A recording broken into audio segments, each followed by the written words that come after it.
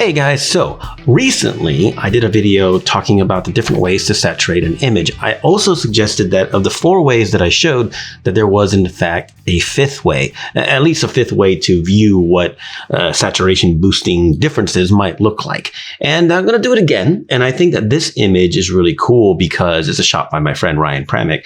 I think it's really cool because it has a lot of saturated areas and a lot of lower saturated areas. And that really helps us see the behavior of the different ways that we can saturate. So we're going to kind of walk through it again, and then I'm going to talk about that 5th method, which is not a practical method at all, but it could be cool for some, maybe special effects or something. But this shot, when I tested with it earlier, I thought, it really kind of shows some things a little bit better. On top of that, I feel, and I got a little bit of feedback on this, was that I need to zoom in a little bit more.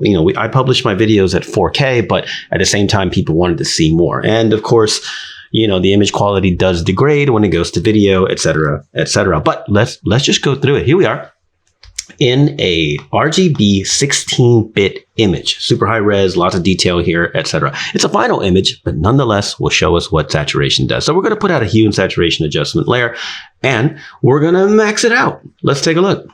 All right, there's our result. Let's walk through what is happening here. So let's off and on. All right, so the key thing that happens when you use this adjustment layer to boost saturation is that it's mostly linear. I'm going to say that because that's my assumption based on my testing, is that it's not directly linear.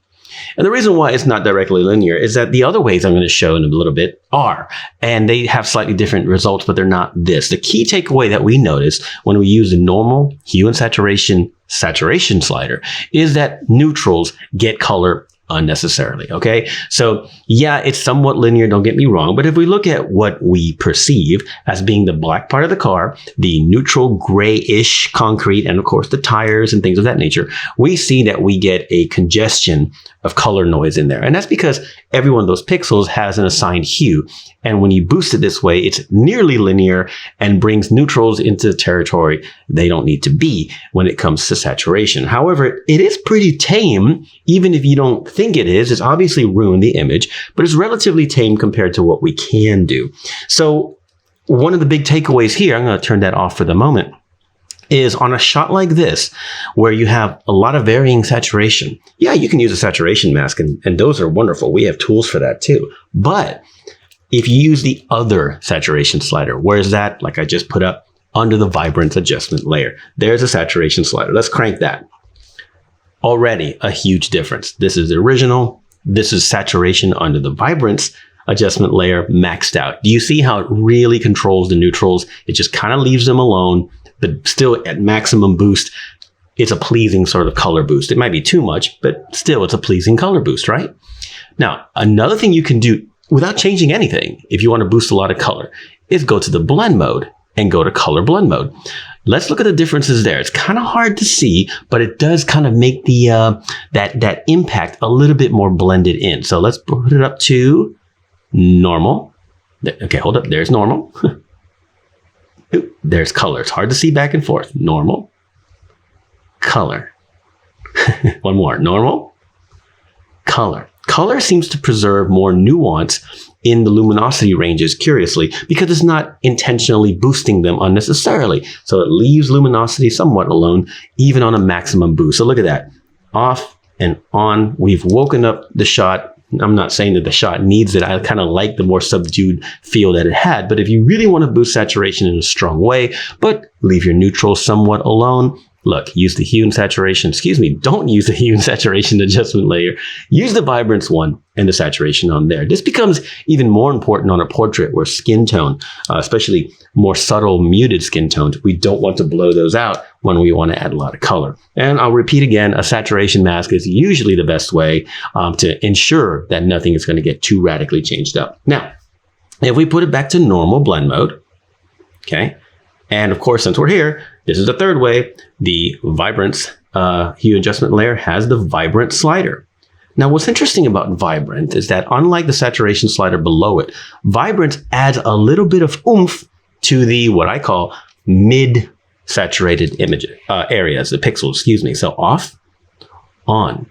You notice how the bright colors, the saturated colors on the car change, perhaps not that much. You don't see like this explosion of saturation where you start losing fidelity. You just get a wash of pixel color. And that's because saturation, as evidenced by this image, vibrance, kind of boosts that mid-range, but it leaves the true neutrals alone, and anything close to neutral, it leaves them relatively untouched. So it adds vibrance in that it wakes up your flat middle area a little bit, as opposed to, let's turn that back on again, as opposed to saturation on this adjustment layer, which seems to boost the saturated area a lot stronger, leaving the neutrals more alone. And there's some kind of cool algorithmic curve involved in that. I don't know what it is, but both of them are better. The hue and saturation slider at maximum is a disaster because it's more designed for graphics work, to be honest. It can absolutely be used on photos. I've used it for decades on photos, but I have since strongly moved into the vibrance slider for just about everything that I do because of that saturation layer. Now, if you, saturation slider, if you boost the vibrance and put it on color, which we've talked about before, that is an absurdly subtle color boost, very limited in what it's doing. It just adds a little bit of pop. Again, that's maximum. So that's just a little bit off, on, off, and on. So you can see it kind of brings out those mid-saturated areas a little stronger. Now, let's get rid of these two because we're going to go over the fourth way. The fourth way is to go to lab color. We'll do a quick conversion.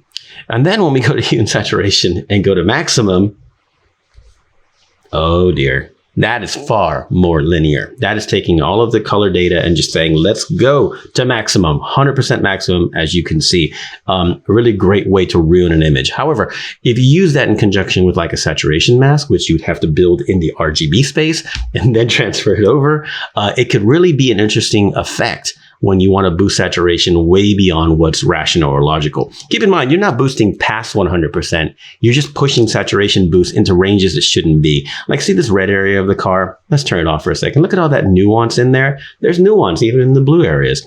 But when you do this to it, the red nuance just goes gone. It's like 90% gone. That's kind of what we're seeing when we do a lab color saturation boost, which is mental. Now, let's go back to RGB, and I'm probably going to do a video in the future about what happens when you do these conversions, you know, from one space to another, or if you run a filter like HSB, HSL that I'm about to do. There is some image degradation, but it is negligible at 16-bit, absolutely negligible. So don't panic if you're curious about that. Speaking of, let's go.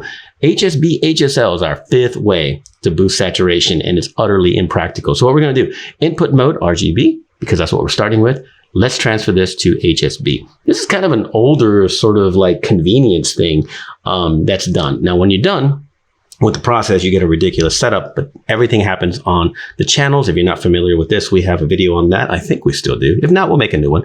The red channel becomes the hue. This is the hue angle viewed on what basically amounts to a monochromatic hue map, which is a whole discussion into itself. The green channels are saturation, which correlates. You can see the black areas don't have much, and the white areas do have a lot of color. And then this is, in this case, the blue channel is the brightness, because that's what we did, HSB. So if we take our green channel and in fact fill it with white, go back to our RGB, and then we're going to run the filter backwards. Why? Because we need to go from HSB to RGB. And when we're done, what do we get? A maximum saturated image via this method. And of course, it's a disaster. And since you can't see your end result, this is not even remotely practical. But nonetheless, it's a way to control saturation in a different way. And as you can see, basically the result here is very, very bleh in general. But there's something strange about the result, even compared to just boosting the saturation 100% with the hue and saturation adjustment layer. There's some interesting image sort of reprocessing that happens. So it is the secret fifth way, but it's utterly impractical and pointless. The idea is, though, that saturation is not sort of a one-shot thing. There's multiple ways. So don't forget, we have hue and saturation, which does one thing, which I honestly, for color boosting in the world of photography, if you just kind of like retire this adjustment layer, you'll probably be a lot happier. Just use vibrance with saturation and vibrance sliders, and you can even change to color blend mode if you want to get, you know, slightly different smoothness and a little more subtlety. I've ruined the image here with the filter, but there it is. So that's what I recommend doing. Going to lab color for saturation boosting can be cool for some special effects or some cool stuff. the HSB, HSL slider can be used as well. Not the most practical thing in the world because you can't see what you're getting, like I said, but nonetheless, it's a cool demonstration. Now, if you guys want more color sciencey things, this is barely any of that really. But if you want more of it, like we can talk about why these things don't degenerate. Remember, I mentioned a second ago that if I go from RGB to lab back to RGB in 16-bit, it's not that big of a crisis. In fact, let me just revert this one. It's not too much of a crisis because we're talking about teeny tiny differences. Even on 8-bit, the differences are very, very small. But we don't have to worry about that too much. But we can make a color science video about that, what happens when you start changing color spaces or running filters repeatedly. You know, what happens to our data? Does it break down? You know, because there's quantization and all these other fun things that happen. I guess that's just going to continue to do its reverting there. There it goes. We can make videos on more color science stuff if you guys want. But remember, there are 5 ways to boost saturation technically.